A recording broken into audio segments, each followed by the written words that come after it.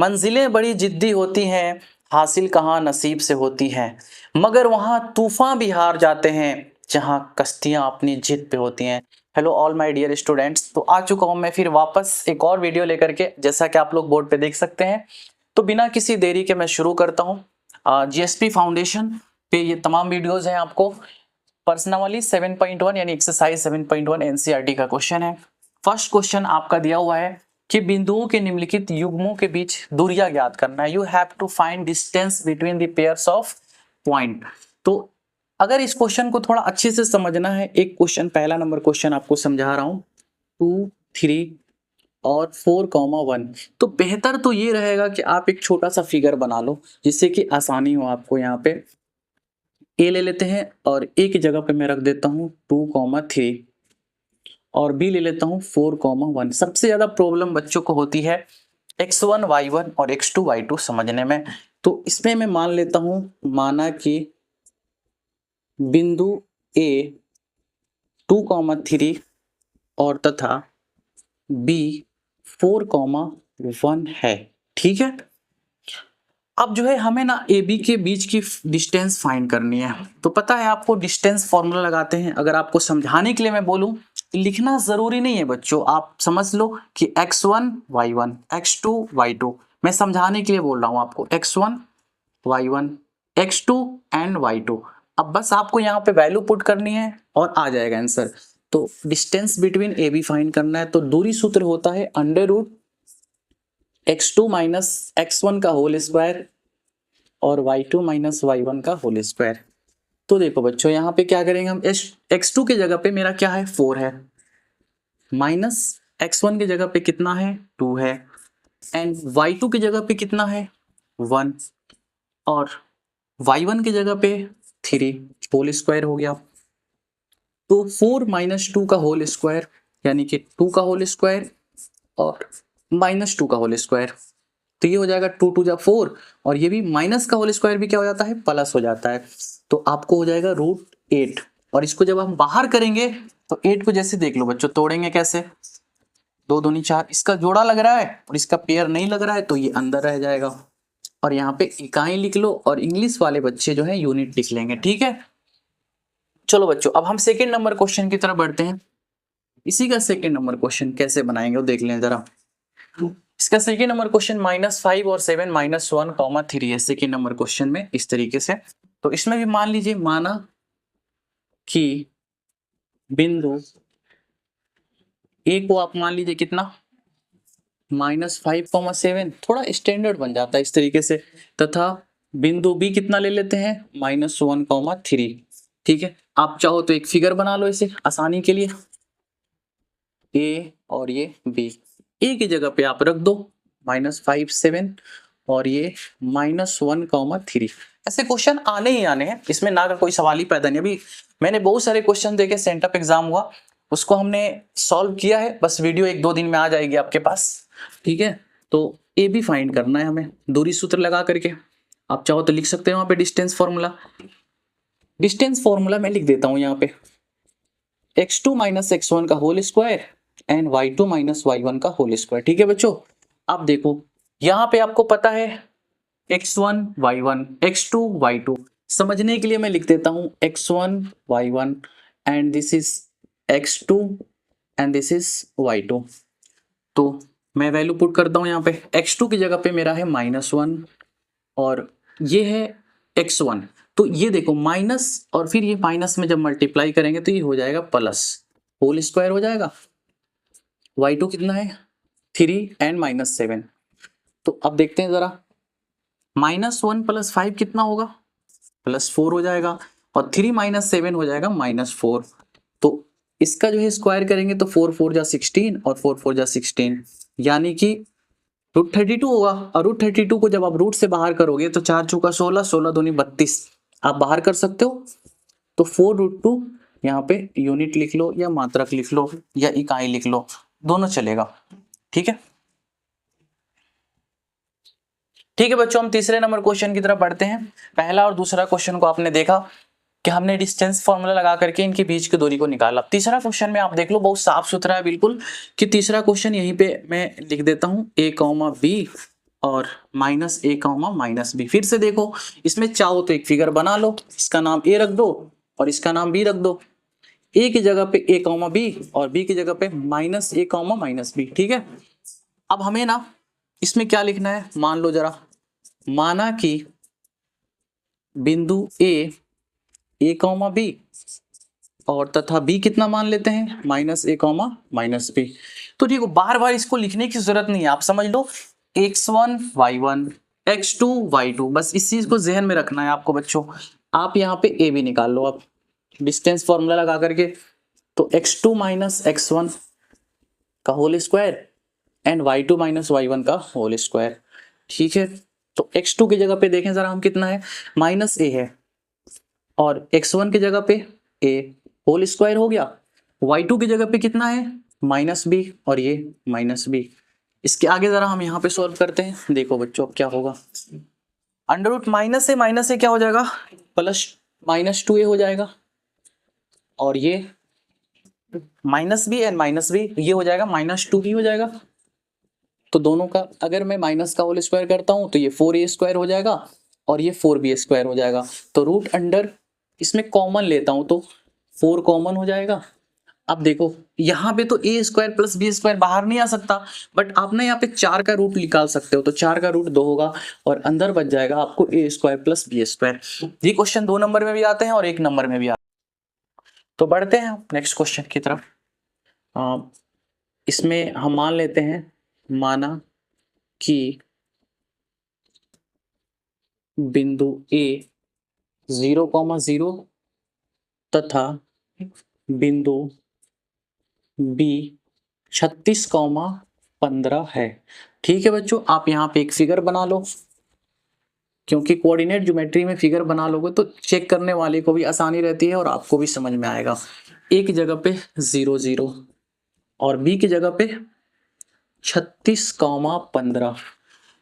तो देखो बच्चों, एक्चुअली क्या है, आपको इस वीडियो से पहले ना मेरा ये पार्ट 1 देखना पड़ेगा, आपको जरूर देखना उस वीडियो को, उसमें मैंने सारी बेसिक चीजें क्लियर कर दी हैं बिल्कुल। अब यहाँ पे हमें दूरी सूत्र लगा करके ए बी फाइंड करना है।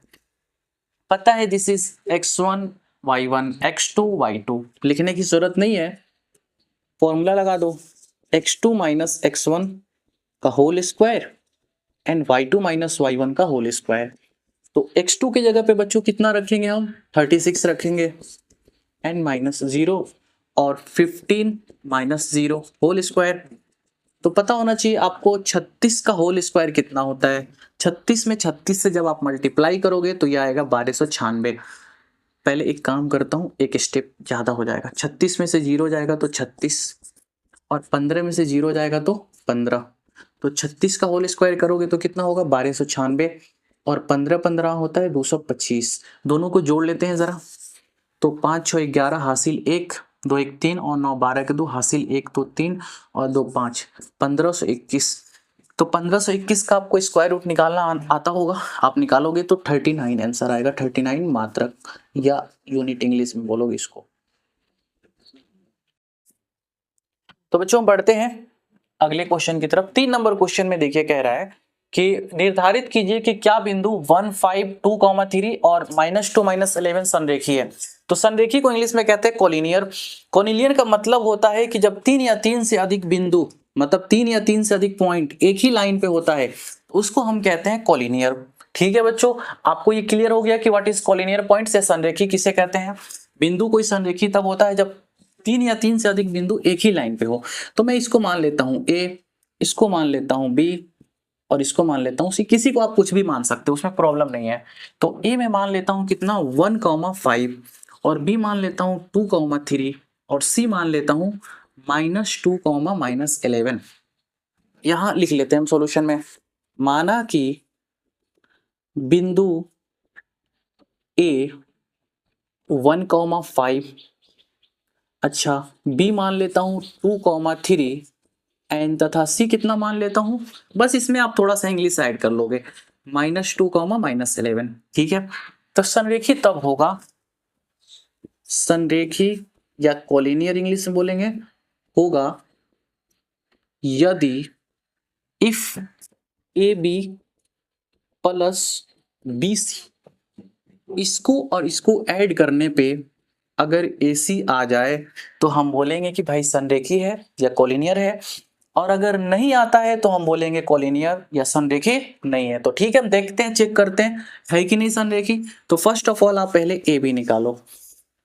AB के लिए आपको पता है A और B लेंगे तो x1 y1 x2 y2, बस इस चीज को जहन में रखना है आपको। तो फॉर्मूला लगा लो यहाँ पे x2 माइनस, अब यहाँ पे कुछ क्वेश्चन थोड़ा बड़ा है फिर भी लिख ले, कोई दिक्कत नहीं है, एंड y2 माइनस y1 का होल स्क्वायर। तो x2 की जगह पे हम कितना लेते हैं 2, और x1 की जगह पे 1 का होल स्क्वायर, y2 है मेरा 3 एंड माइनस 5 का होल स्क्वायर। तो ये हो जाएगा 2 माइनस 1 1 का होल स्क्वायर एंड माइनस 2 का होल स्क्वायर। तो 1 का होल स्क्वायर करोगे तो 1 ही होगा, और 2 2 जा 4, यानी ये आ गया आपका √5 मात्रक। ठीक है, अब जरा हम निकालते हैं इसके बाद AB के बाद हम BC निकाल रहे हैं। ठीक है, BC देखते हैं। आप फॉर्मूला नहीं भी लिखो तो यहाँ पे काम चल जाएगा, कोई BC यहाँ पे B और C √2 एंड माइनस 2 का whole square, x2 minus x1 and minus 11 and minus 3 का होल स्क्वायर। ठीक है, तो -2 कितना हो जाएगा, -4 का होल स्क्वायर एंड -14 का होल स्क्वायर। -4 का होल स्क्वायर करोगे तो 16 होगा, और ये -14 का होल स्क्वायर करोगे तो 196 हो जाएगा। तो 16 और 196 को जोड़ देते हैं तो 6 6 12 का 2, हासिल 1 9 10, और 10 1 11, और हासिल 1 1 2, 212 मात्रक हो गया। क्लियर है बच्चों, यहाँ तक तो किसी को प्रॉब्लम नहीं है। मैंने AB फाइंड कर लिया, BC फाइंड कर लिया, अब फाइंड करते हैं हम AC।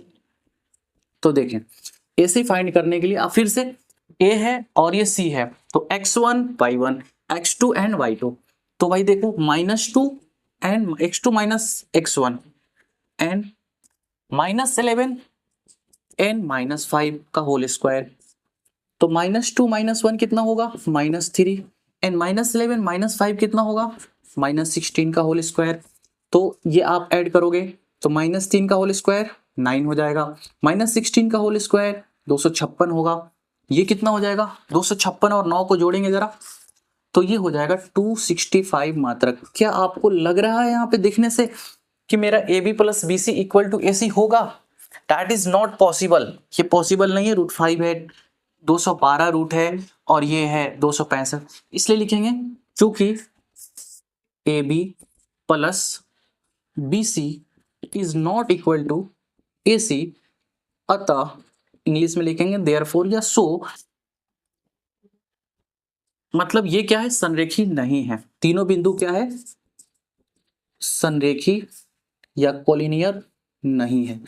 ठीक है बच्चों, फिर हम बढ़ते हैं क्वेश्चन नंबर 4 की तरफ। क्वेश्चन नंबर 4 आप देखिए क्या कह रहा है। क्वेश्चन नंबर 4 कह रहा है कि जांच कीजिए क्या बिंदु 5 -2 6 4 और 7 -2 एक समद्विबाहु त्रिभुज के शीर्ष है।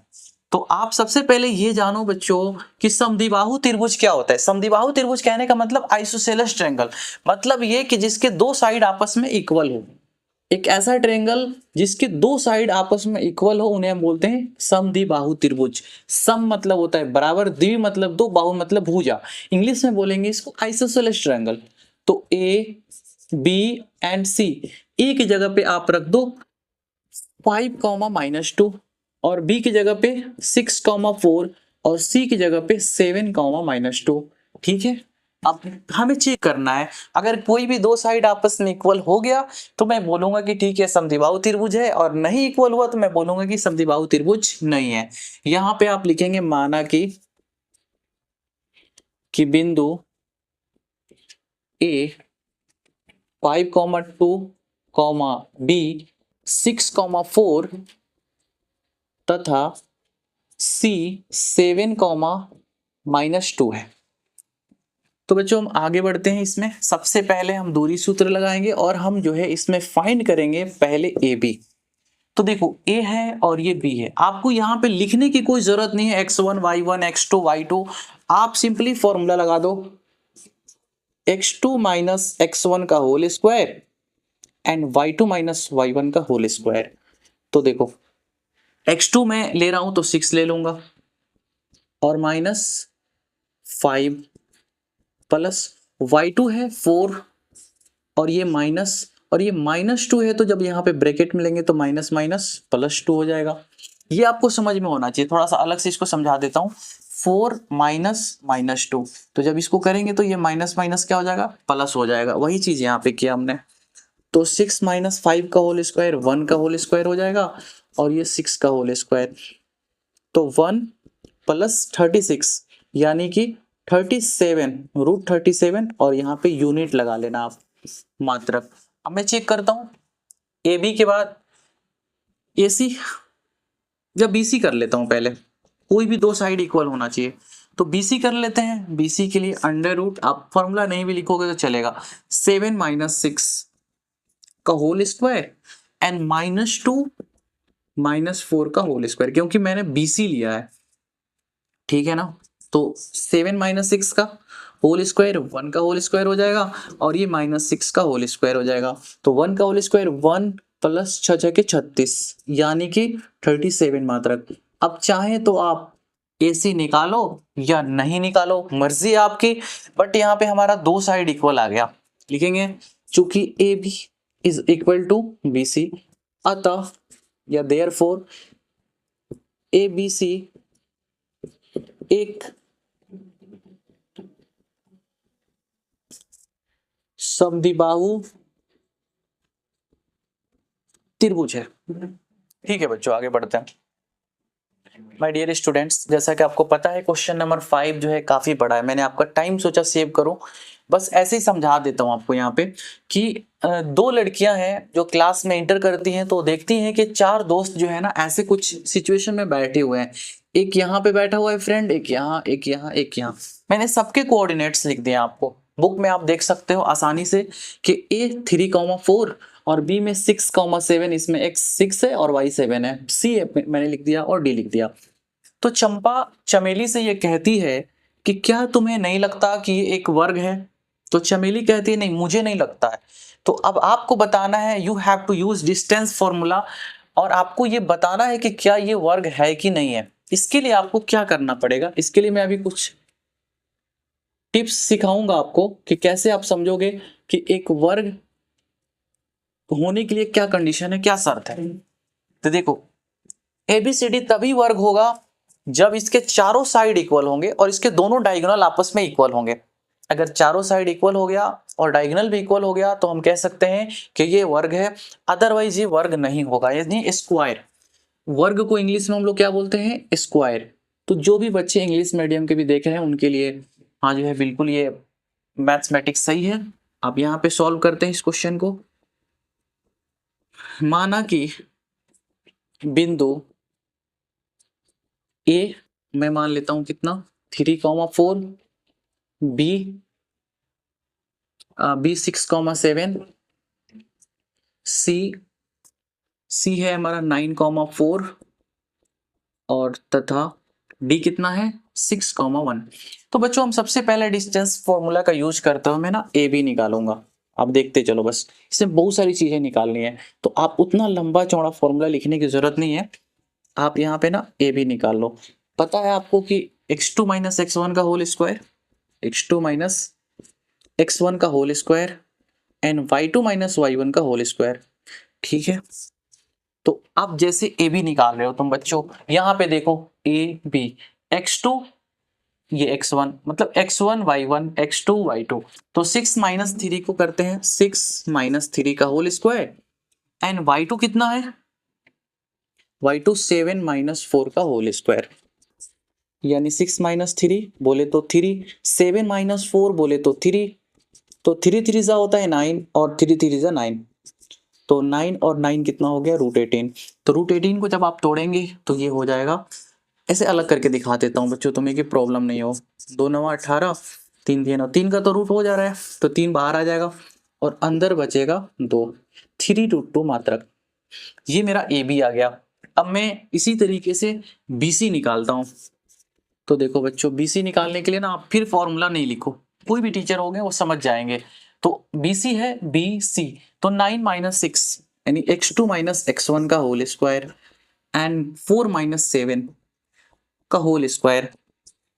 9 माइनस 6 कितना होगा 3 का होल स्क्वायर और ये -3 का होल स्क्वायर।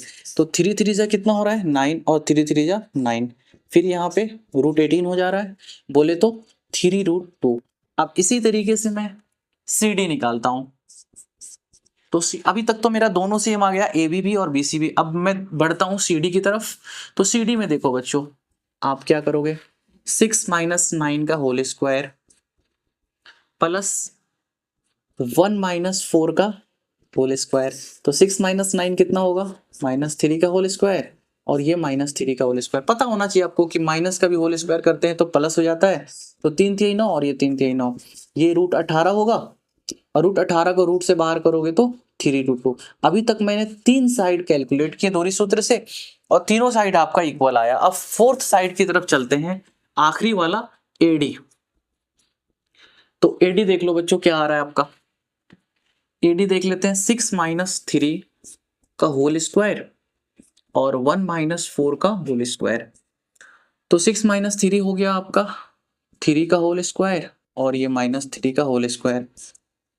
तो 3 3 9 और 3 3 9, यानी बोले तो √18, और √18 की अगर मैं बाहर करूंगा तो 3√2। यानी बच्चों आपको दिख रहा है बिल्कुल कि आपके चारों साइड बिल्कुल इक्वल आ गए।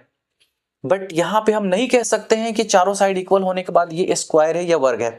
इसके लिए आपको एक और कंडीशन फॉलो करना होता है, इसका डायगोनल इक्वल होना चाहिए, यानी विकर्ण भी बराबर होना चाहिए।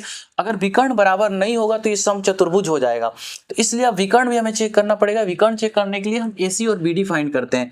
AC और BD इक्वल होना चाहिए। चलो बच्चों AC निकालते हैं हम। आपको चारों साइड दिख रहा है बिल्कुल साफ के चारों साइड इक्वल हो गया, 3√2 सबका आया आंसर बिल्कुल। तो AC देख लो बच्चों, AC के लिए आप क्या करोगे, 9 - 3 का होल स्क्वायर एंड 4 - 4 का होल स्क्वायर।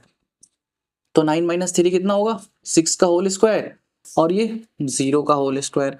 तो ये हो जाएगा 36, और 0 तो खत्म ही हो जाएगा, तो इसका हो जाएगा 6 मात्रक।